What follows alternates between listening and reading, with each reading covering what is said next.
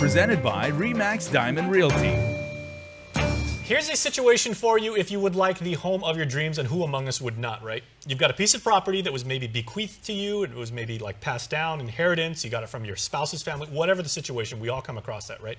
But it's on immensely pristine, picturesque property in Guam. You maybe have like a bubbling brook, maybe a waterfall. It seems absolutely perfect. However, the good folks at the Army Corps of Engineers say it's classified as wetlands already. So I don't know the answer to that, so I'm bringing in Liz Duenas from Remax Diamond Realty. Half a day once again? Half a day. Okay.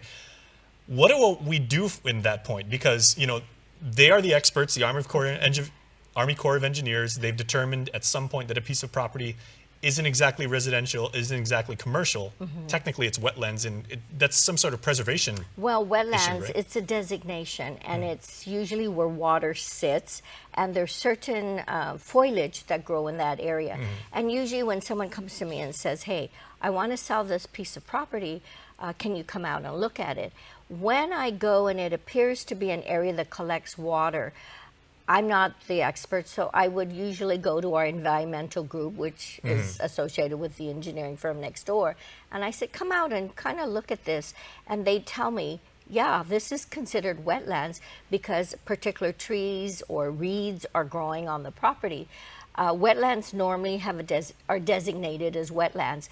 The problem with that, if you have a piece of property that is designated as a wetland, you can't really develop on it because there are rules and federal agencies that govern the use of that. So if you're buying something, I would say don't buy this because you can't build on it, and there'll be some issues associated. You'd be fined or penalized. Even if I understand the parameters, I want to build like, say, Swiss Family Robinson wonderful treehouse overlooking like that. There is a process, but you'd have to go to the federal agencies, and people who have gone and filled wetlands or filled and violated some of the federal guidelines, there are penalties associated with that.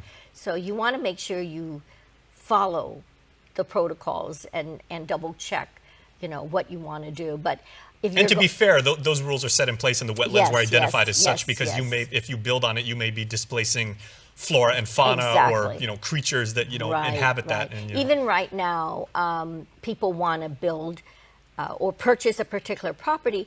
Now what they're doing is in the purchase document, they're stating it, the purchase is subject to environmental research, environmental studies, because even now, remember the old days when we used to do, my mom I know used to do this, the kalea, the fine shells that you find in the boonies, they used to make purses out of it. Well, now they're protected species. And if you're selling property or buying property that has this, again, there's some federal guidelines that have to be conducted regarding that. So you can't build because it's there. They may have, and again, it's another process, because I know when they were building a bridge down south, they had to relocate, I think, I don't know how many pieces, they had to relocate it to another property.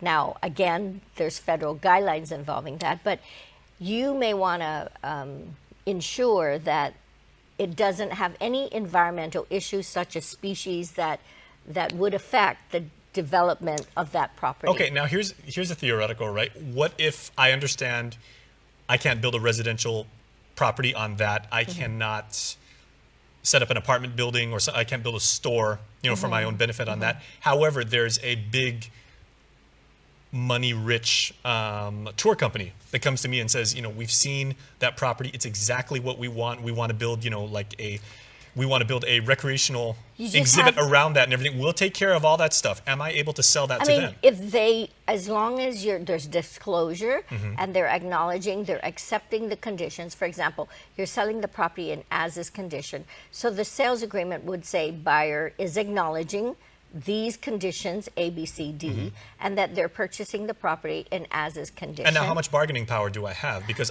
I'm aware of those. You're aware of it, but as long as there's disclosure and you're both in agreement with the purchase price, then that buyer takes the onus, the responsibility. If they want to develop it, as long as they're acknowledging all the different conditions, then it's up to them to go to the government entities and try to resolve whatever the issues are to do their development project. And of course, if they're big business during negotiations, they're going to say, well, if we have to get all these clearances, we're going to take that out of. Because, you know, they may have the funds and the budget to do whatever's needed to correct the issue. Okay, that is an option, though. Yes. Okay, yes, so yes, the yes. property still has value. It still has value. It's just a question of disclosure and then a potential buyer. So if I brought a buyer to you, we have to disclose it and then tell them there's certain things you're going to have to do to fit your needs, to, you know, their purpose is to buy it to build a building. These are steps you're going to have to take.